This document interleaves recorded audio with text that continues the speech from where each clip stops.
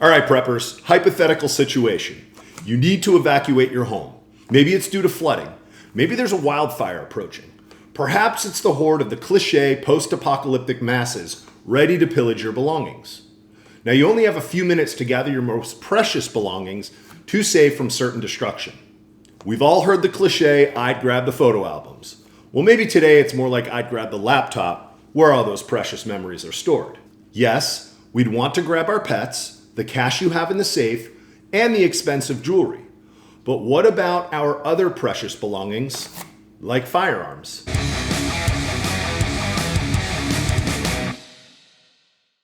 What's up, preppers? I'm the Community Prepper. Like always, thank you for watching my channel. Also, be sure to give this video a thumbs up, but only if you have gotten some valuable information from it.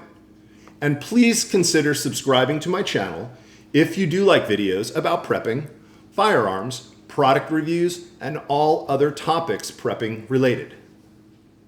Many of you watching this channel might have a few firearms. Perhaps you even have a small but growing collection.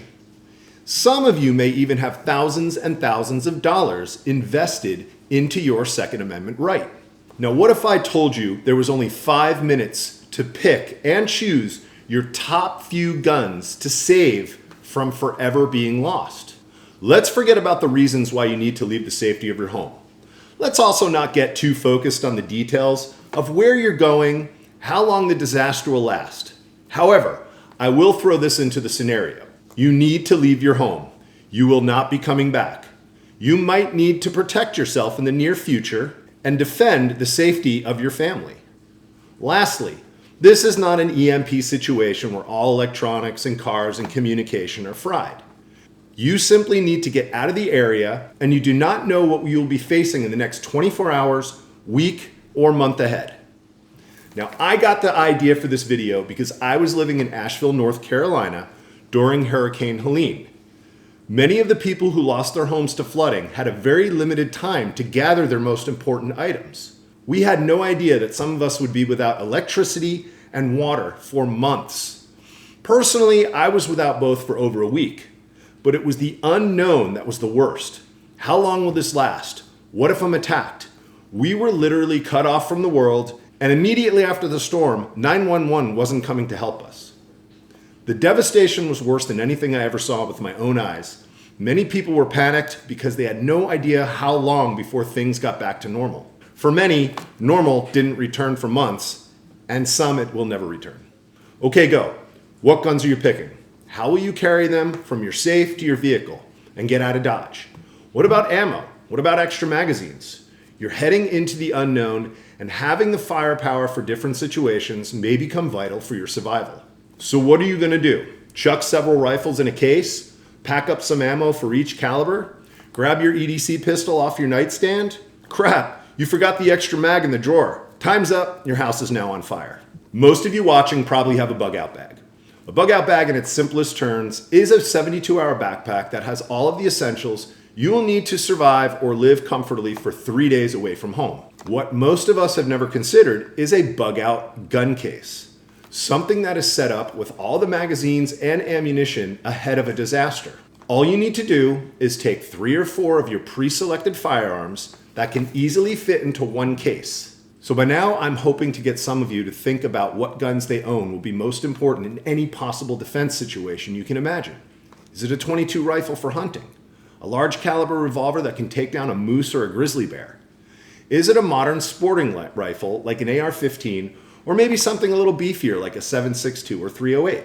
Whatever you choose is on you, but think about close quarter combat, long range sniping, hunting, and other situations that could arise. Well, for me, I chose my AR-15, my trusty Glock 9mm, and my 12 gauge shotgun. Whatever you choose is up to you, but I want to go over how I have my bug out case set up, and I'll also go over why I chose those platforms. Oh, and before you start saying, that case weighs over 60 pounds, good luck carrying it with you through the woods. As I stated before, I am leaving the house by car. If and when I need to ditch the car, the case would quickly follow.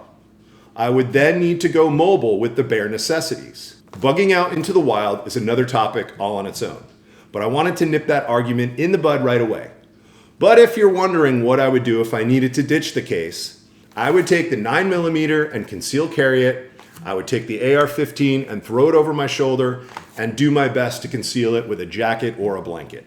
Again, that is a topic for another video. Let me introduce you to my dual rifle gun case made by Case Club.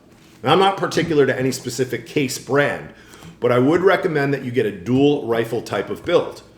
It is large enough to carry 2 full-size rifles, and the pull and pick foam helped me custom design the areas for loaded mags, pistols, and a few other accessories.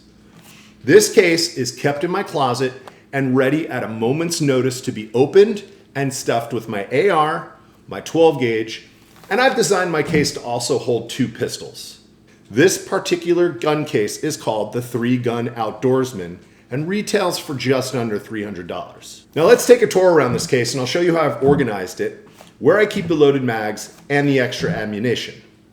As I stated earlier, I chose my AR-15, 2 Glock 9mm, and my Remington 12 gauge shotgun. I chose firearms that are very common calibers. If you were to come across a looted gun store, someone's discarded stash, or a home in your travels, and it has some ammunition laying around, chances are you will find 9mm, 5.56, and 12 gauge shells. Now there may be other platforms that have better ballistics, longer range, etc., but you do you. My videos are only my opinion. With that, let's kick the tires on this case and I'll give you the full tour. The first thing you'll need to do is have your firearms out so you can properly size the foam. Be sure to clear all of your firearms. You can trace your firearms where you want them situated and then use a razor blade to cut the foam. It's actually a lot easier to do than it seems. Now there are some rough cutouts already in place for all of your long rifles and pistols, but add scopes and other accessories and you'll need to customize the cutouts to the dimensions of your firearms. There are also many pre-made cutouts for your magazines, and with a little cutting, I am able to store 4 30-round mags for my AR-15, totaling 120 rounds. I'll have 3 21-round magazines and another 3 17-round magazines for my 2 9mm, plus 1 mag loaded in each pistol. That's another 152 rounds of 9mm. Finally, I have 30 shells of double-aught buck with 5 loaded in the gun but not racked. Not to mention that I'll have my 9mm Glock 19 with another 16 rounds on my person. All in all, that's exactly 302 rounds in the case and 16 on my person. Not too bad for something you can just chuck in the backseat of your truck. Finally, it's worth mentioning that with the exception of the Glock 19X, the magazines I have will fit any Glock 9mm pistol. So there you have it. I hope this video gave you some thought on what you might take with you if you could only save a few of your firearms. However, even if you only have 1 or 2 guns at this point in your collection, you may want to consider making a gun bug-out case that fits your needs. Only have 1 rifle and 1 pistol? Get a case where you can quickly stick them in with all of your preloaded magazines. Only have 1 pistol? Get a small case with several preloaded magazines.